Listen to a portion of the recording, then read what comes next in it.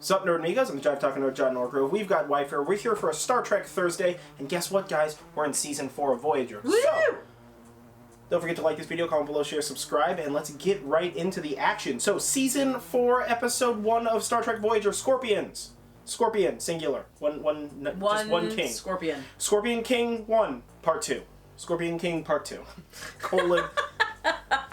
Ampersand, tilde. Huh. Part 2. Yeah. And so basically this is the continuation of the Species 8472 Borg thing. The Voyager comes up with a cure, and then Species 8472, because they're hacking into Kess's mind, like, knows about it or some shit, so they show up to blow everything up, and Voyager can't handle it, and so Janeway's just like, you blow up my... 7 of 9's like, give us the secret, we'll kill them right now. And Janeway was like, no, why would I trust you? If they blow up our ship, you're not getting no secrets. Go fuck yourself. And so 7 of 9 pushes the ship in the way of the blast, and the Borg cube blows up, but luckily they beamed just like a fucking whole section of the Borg cube into the fucking shuttle bay at the last possible second. So everybody's saved, it's fine, whatever, but like Janeway was super badly injured because like a conduit exploded near her or whatever. Yeah. So Chipotle assumes command, and Janeway's like, Chipotle, uphold our agreement, get our people home. I gotta go back into a coma. And Janeway goes to a coma, and Chipotle's like, I agree, Catherine, I'm gonna do that. And then he turns around and he's just like, guess what? I'm in charge! Ha ha! We're not doing any of that stuff. And immediately turns face on every decision Janeway makes, because Chipotle is just like a piece of just surprise piece of shit. Yeah. All of a sudden. Just a surprise piece of shit. Out of nowhere. Out of fucking nowhere, Randy Orton style. It's crazy town. So he's just like, fuck you, Borg. We're just gonna put you on a planet. And of course, 7 of 9 and the Borg are like, what? I thought we had an agreement? And she's like, there's some more Borg cubes. Just like turn around 3 days, we'll go to those Borg cubes. And he's like, no, you're going to a planet. Fuck you guys. And then they try to break into they try to hack into Voyager. 7 of 9 tries to hack into Voyager in a Jeffries tube. And so Chipotle just spaces all the Borg? All of them. Except for 7 out of a cargo bay, except for 7 of 9, because she was in a Jeffries tube, so she was protected from the spacing or something. Yeah. She held on tighter than the others. So then Chipotle's like, you have to work with us now. We got you. Maybe I'll put you on a plane. Maybe I'll just space you. See what happens. And then, of course, Janeway recovers because the doctor is a wizard, Harry. And Janeway's like, hey, Chipotle, what are you doing? what the fuck, dog? And so she's just like, I'm super sorry about that, 7. Like, we'll get you this stuff. And so they get the stuff, and they build a thing, and they destroy a bunch of species 8472 in our area. And so a bunch of species, all the species 8472 around Borg space are like, hey, never mind, dude. It's too much. At the same time, Kess is getting a little wobbly and glowy about stuff. Yeah, it's super weird. Yeah, so she's getting real wobbly and glowy about stuff, or maybe this happens in the next episode. I don't really remember, but I'm pretty sure it happens at the end of this episode. And so she's like, I gotta get off the ship. And they're like, oh, no. And she's like, yeah, I guess. So she gets on a shuttlecraft and flies away from the ship as far as she can. And then right before she goes supernova, or turns into a Q, or whatever that magic is, she flings them, like... 10 years closer to home, outside of Borg space, giant Kess-shaped light eagles. Yeah. And so giant Kess eagles save the day, and that's what happened there. Weird episode. Yeah, 7 is now like strange. 7 got bonked on the head or tased or turned off or some shit like that. Who fucking knows? And so she's also in the medical bay right now. So episode 2 of season 4, is The Gift, where they basically are like, listen, 7, we can't reconnect you with the Borg. We like shorted out the thing, so we can't reconnect you with the Borg. So we're just gonna make you human. And she's just like, you can't do that to me. Freedom. You guys believe in that stuff. And Janeway's like, yeah, but I mean, we're gonna do that anyway. So freedom later? Yeah. Right now, unborg. Next time freedom. This time less Borg stuff. Yeah. And so they just do that, and 7 of 9 is just angry the whole time about this, because she's like, you've betrayed me. And of course everybody's just like, Borg lady. Yeah. She's also not like the nicest person, so yeah, there's that. But she's like resisting her human nature, and she's having to learn things. And like, that's fun or whatever. And then after that is episode 3. Is that when is episode 2 the one with Harry Kim? With the Harry Kim stuff? No, I think the next one. I think it's the episode 3, right? The Day of Honor. Yeah, I think you're right. Okay, so episode 3, Day of Honor, is where it's the Klingon holiday known as the Day of Honor, and B'Elanna Torres having a lot of issues with her Klingon side. Does not, then does, then does not, then does again, and then also does not. Does not, lastly, want to participate in that. At one point in time, her and Tom, like, work on a hologram program for the Day of Honor, and she's like, I don't want to do this. And then, whatever, the doctor or somebody is like, no, like, Neelix is like, no, you should, like, respect, like, traditions and stuff. It's nice to have traditions and, like, keep up, familial stuff. Keep up the old ways. And she's like, oh, that's fair. And then she goes to the holodeck, and the Klingon on the holodeck is like, thank you for coming to this thing in the Day of Honor. First, you're gonna have to eat this worms, and then you're gonna have to fight this guy, and then you're gonna have to fight a monster. It's gonna be super honorable. What have you done honorable recently? And she's like, I've done nothing honorable. At which I paused the story and was like, I'm sorry, bitch. What? You've done so many honorable things. We're only 4 seasons in. You're very honorable. Where is this coming from? Play the video. Angry play. And she's like, I don't have any honor. I don't want to do this anymore. I don't like this. We're gonna do it outside. So she leaves the holodeck, and Tom Paris, like, she gets like a nick on the head or something. And Tom Paris, like, she comes to the medical bay, and Paris is like, hey man, the fuck is going on? And she's like, I don't want to do that. And he's like, we worked together on it? Like, I thought we were gonna do the thing together, and it was gonna be like a fun thing. And she's like, I don't understand any of this honor stuff at all. It doesn't make any sense. And he's like, we programmed the guy. We talked about this. We talked about this. Yeah. And so she's like, I don't want to do any of this. And she's basically that for the rest of the episode. Yeah. She's angry B'Elanna. And then the B plot is that they're like trying to help out these traitors who are like these like sad people who were like messed up by the Borg, and now they're just like sad or whatever.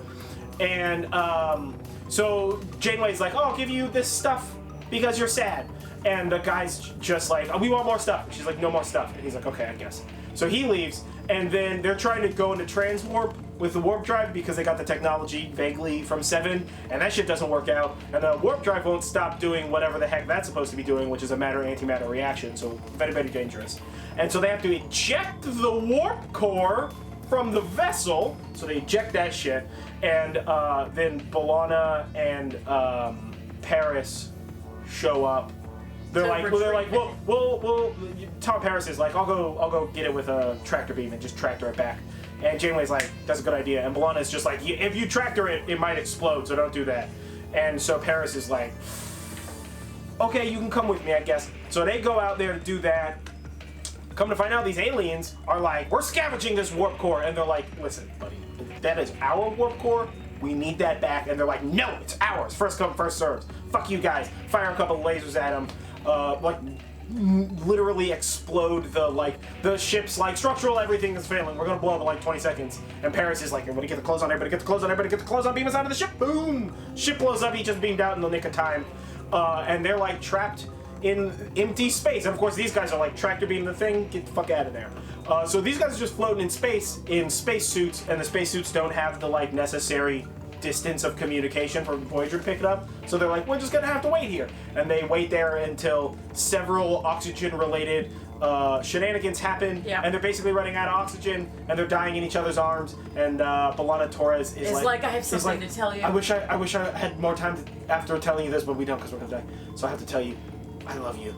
And then like, Voyager is like reflected in her fucking face shield. Yeah. Like, coming in.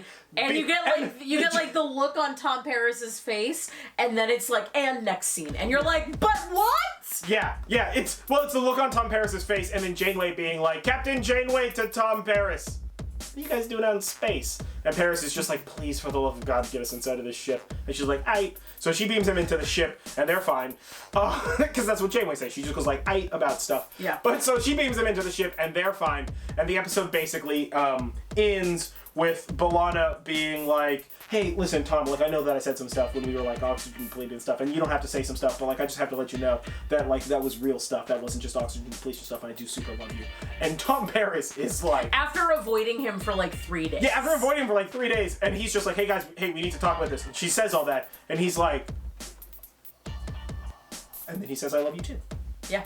So And we screamed. we did scream, yeah. And I knew this was coming. I know all the things, and it is adorable every time, regardless.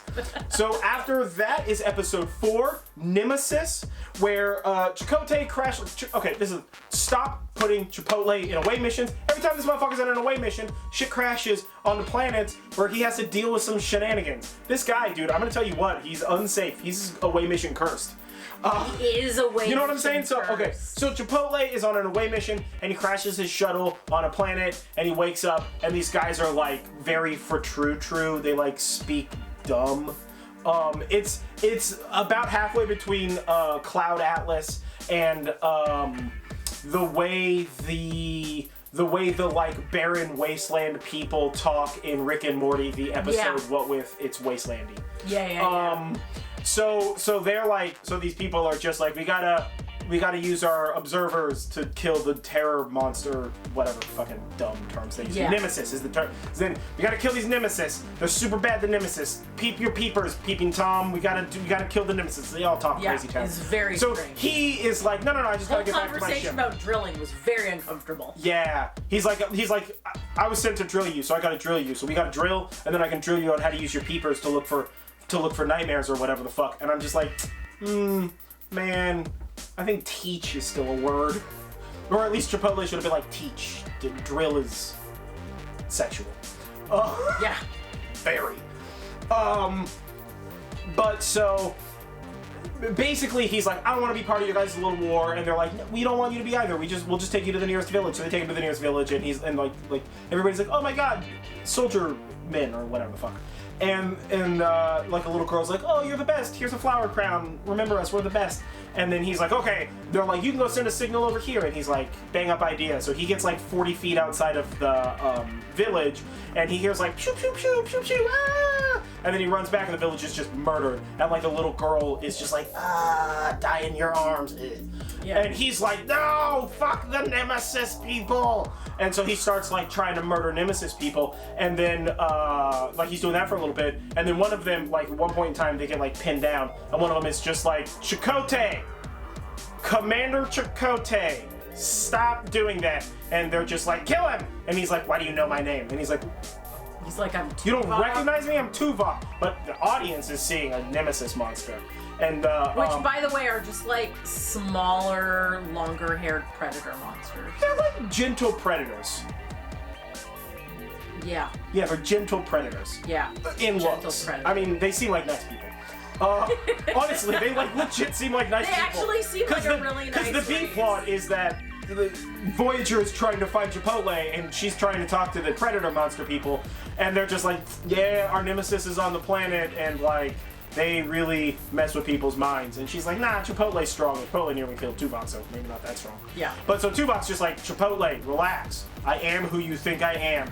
And then he's like, I see that you're Tuvok. What the fuck's going on? And he's like, this is all an elaborate ruse. And Chipotle's like, lies, damn lies, and blasphemy. You're taking over my mind. They told me about the mind-taking thing. And he's just like, oh, I can prove it to you. Come with me back to the village. And he's like, that's where you killed all my friends. And he's like, come with me. Let's go. So they go back to the village, and it's like a replay of everybody's like, oh, the savior soldier men are here. And like the little girl's like, oh, it's a flower crown. We should be friends forever, or whatever the fuck. And Chipotle's just like, they got me. And so they beam back to the Voyager, and Chipotle gets like a clean bill of health from the doctor. And then one of the Nemesis monster people, who do actually look like monsters, which means that they are actually fighting human-looking motherfuckers, but the human-looking motherfuckers are actually the evil ones because they capture people's minds and stuff. But whatever. So one of the like Nemesis-looking monster people comes up to Chipotle and is like, hey, I'm super sorry that those Nemesises of ours were in your face about stuff, and I'm super sorry about that. And Chipotle is like, because obviously this is a thing that's a monster, and from his perspective, they're murderers. Even though Janeway's just like, high fives, yeah, these guys are cool, pow. Like, because they're not assholes literally at all. Yeah, so they like, I mean, Janeway's she's like cool with the Nemesis people, but like Chipotle's like, I don't know that I can unprogram that fast or whatever. And then he leaves, and that's basically the end of the episode. And so it's just kind of like Chipotle vaguely being an asshole to these aliens. And Janeway giving the alien a like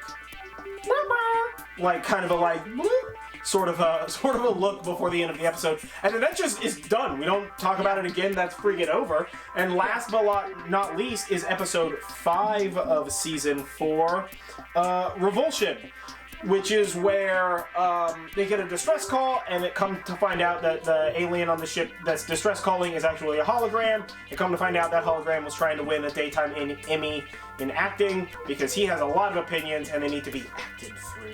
Yeah. And so he doesn't like non-hologram stuff because we're gross, and so he murdered his whole crew and nearly murders B'Elanna and like damages a little bit the Doctor's mobile emitter. But I mean, in the long run, the Chekhov's gun at the very beginning of the episode pays off, and they just murder that hologram, and then I guess drop the ship off at its home world and go about their way. Probably. Yeah. It's weird. It's one of those like. It doesn't have a lot of weight episodes. Yeah. It's just sort of like Monster of the Week episode, but it's nice. I mean, it's like a little feely because like B'Elanna and Tom are like just starting to fall in love or whatever. Oh, also in there somewhere, Harry Kim tried to hit on 7 of 9 because they were building astrometrics together, and he's just like, oh, like she's pretty hot, like so, you know, what's up? And 7 of 9, like he like invites 7 of 9 for like late night coffee and homework. And 7 of 9 is just like, I'd rather stand. And he's like, I mean, we can go back to my quarters and like relax. And she's like, I see you're trying to mate with me, so we're gonna have sex like right here. You should take your clothes off then. And he is like not at all prepared for that. So he's just like, no. And she's like, I'm pretty certain that when like a human invites another human late in the night to go work on some stuff in their room, it generally means that they're gonna mate, which means like this lady knew, and she's barely been human for a while. Right? Like, come on, Harry. Trying to be smooth. It was just like another entry into Harry Kim's cursed love life. Yeah. So every 8 episodes but this is the thing. So if he had just been like, I mean, yeah, that's exactly what I was trying to do. And like yanked his clothes off, he would have just had sex with 7 of 9 right there, and nobody would have said anything. Because 7 would have been like, I mean, he asked, I said yes, we tried it, it was all right, we're not good, we're great, or what the fuck ever, who cares? And then they would have went on. But because Harry Kim was like a little bit of a baby about it, because he hesitated, dude, he missed the mark on that one. Yeah. Also, at some point in time, at the end of whichever episode that is the B plot of Harry Kim trying to have sex with 7 of 9 is the B plot of. Chipotle implies that 7 of 9 was like, oh yeah, I was working with Harry Kim. He asked about having sex, and then I was like, yeah, I'll have sex with him. And then he was like, I don't want to have sex with you no more. And so she's like, so like that didn't work out. So he basically hints at Harry that he knows that Harry tried to have sex with 7, and Harry Kim is mortified by that. And Chipotle is Harry just Kim is mortified and leaves, and Chipotle is just smirking and happy about it, and we don't address it again, which is fucking great. Ah, it's so good. Yeah, so good. Poor sad That was Harry my favorite bit from this whole. Yeah. The Harry Kim's Cursed Love Life. Cursed Love Life is a good bit. I think my favorite bit from this run of episodes is probably B'Elanna Torres, like literally having to nearly die to admit that she loves Tom Paris. Like, damn, honey, that shit was obvious to the rest of us. Yeah, so, we all knew. Everybody knew. It just took you literally within moments of death to figure it out yourself. So, get your shit together. But yeah, no, these were great episodes. We're getting into season 4. Season 4 started with the little fits and starts, but we're getting into it. 7 of 9 is a fantastic character. Kes is missed for now. We'll see. At least you won't go break in poor Neelix's heart. Yeah, that's true. Poor Neelix can now just be a cook. Or whatever. Yeah. And, so, either way, I have been John Norgrove. This has been Wife. This has been Star Trek Thursday. These were episodes 1 through 5 of Season 4 of Star Trek Voyager. If you had a good time or enjoyed this or are a Star Trek fan or anything like that, like this video. Comment below, share, subscribe, make us other people's problems. Ring the bell. Ring the bell, yeah, do that thing. We have a witchy podcast called the Horn and Cauldron Podcast. It's out every other Monday. Check that out. Link in the description below, as well as it's available on all the podcasting networks, all of them. If it's not, let me know and I'll put it there. We just did an episode on Ostara, which is the first day of spring and the pagan Easter celebration. That was a fun one. Yeah, so yeah, we're staying busy. You stay busy also, and we'll catch you guys on the next on the next one. 5 more episodes of Star Trek Voyager, guys. I'm getting excited. I love end of Star Trek Voyager. It's so good. There's so much good stuff at the end. So we'll see you guys there.